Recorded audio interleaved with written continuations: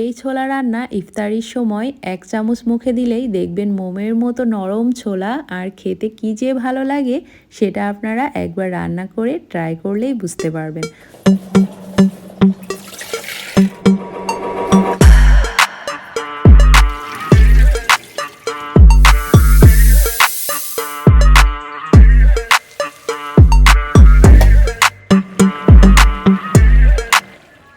Hello everyone, আসসালামু আলাইকুম। কেমন আছেন সবাই? সবাইকে পবিত্র মাহে রমাদানের অনেক অনেক শুভেচ্ছা। এই পবিত্র রমজান মাসে আমাদের ইফতারিতে সবচেয়ে প্রিয় যে আইটেম সেটা হচ্ছে বুট বা ছোলা ভুনা। ছোলা বুট যে নামেই চিনে থাকেন না কেন, এই রেসিপিটা না হলে ইফতারি ঠিক জমে না। এই ছোলা ভুনা দিয়েই আমরা ইফতারিতে মুড়ি মাখা খাই, আর সেটা আমাদের বাঙালি ফ্যামিলির খুবই পছন্দের। আজকে আমি আপনাদের যে ছোলা ভুনার রেসিপিটা দেখিয়ে দিব, এই রেসিপিটা ফলো করে রান্না করলে ছোলা রান্নার সময় পুরো বাড়ি গন্ধে একেবারে ম হয়ে যাবে। এটা এত বেশি মজা হয় এভাবে ছোলাটা রান্না করলে যে আপনি ঘ্রাণেই মনে হবে এখনই খেয়ে ফেলি। খুব মাখা মাখা আর খুবই মজার ঝাল ঝাল এই ছোলা ভুনার রেসিপিটা আজকে আপনারা দেখে নিন, আর এইভাবে একবার অবশ্যই ট্রাই করে দেখবেন। ভালো না হলে আমাকে কমেন্ট করে কমপ্লেন করবেন।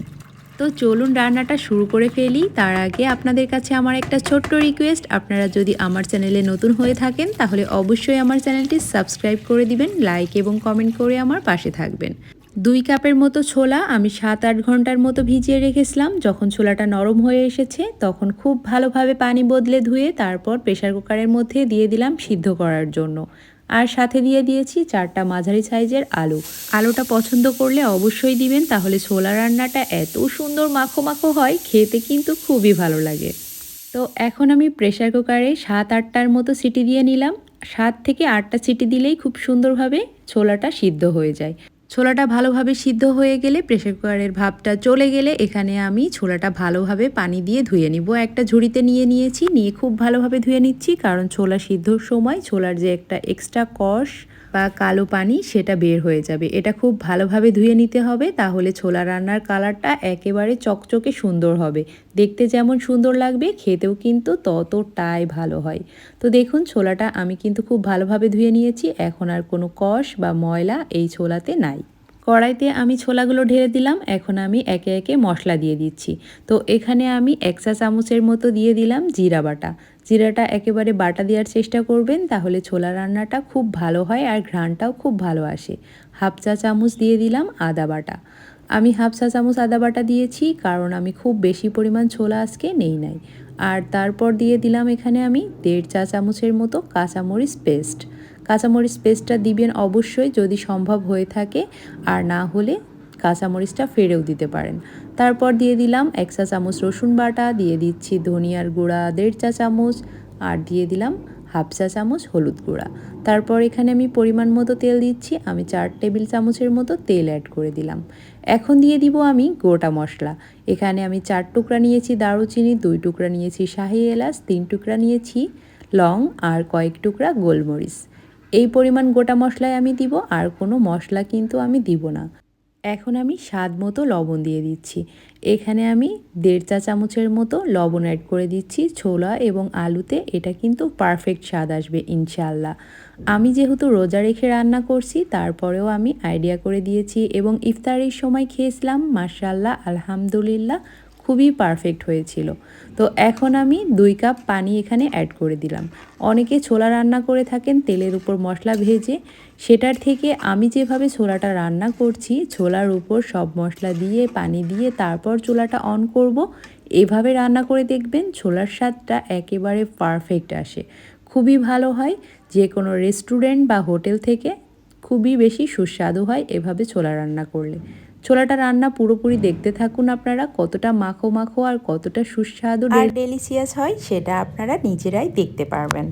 তো এখন দিয়ে দিলাম ম্যাশ করা আলু। একটু আধা ভাঙা করে দিয়ে দিয়েছি। যে 4টা আলু আমি সিদ্ধ করে নিয়েছিলাম সেটা ছিলে আমি একটু আধা ভাঙা করে দিয়ে দিলাম।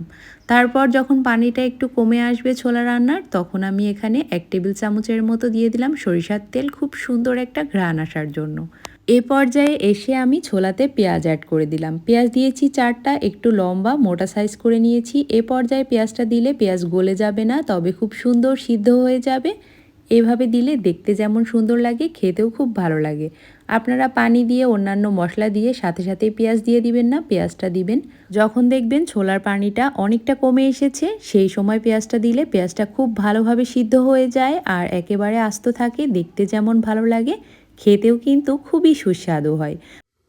আমি অনেকভাবে ছোলা রান্না করে দেখেছি, তবে এভাবে ছোলা রান্না করলে সবচেয়ে বেশি সুস্বাদু হয়। যেমন দেখতে সুন্দর হয় তেমনই খেতে ভালো লাগে মুড়ির সাথে, এমনকি ভাতের সাথেও আপনারা এভাবে ছোলাটা রান্না করে খেতে পারবেন। তো এ পর্যায়ে একটু পরপর নেড়ে চেড়ে আমি কিন্তু ঢাকনা দিয়ে ঢেকে দিচ্ছি, আবার একটু পরপর নেড়ে দিচ্ছি যেন আলু এবং ছোলা সব কিছু খুব সুন্দরভাবে মিশে যায়, মশলাটাও খুব সুন্দরভাবে মিশে যায়। এখন দেখতে পাচ্ছেন ছোলাতে কিন্তু আর কোনো পানি নাই। এ পর্যায়ে ছোলার আঁচটা একেবারে কমিয়ে একটু নেড়ে চেড়ে নিব যেন ছোলাটা খুব ভালোভাবে কুক হয়।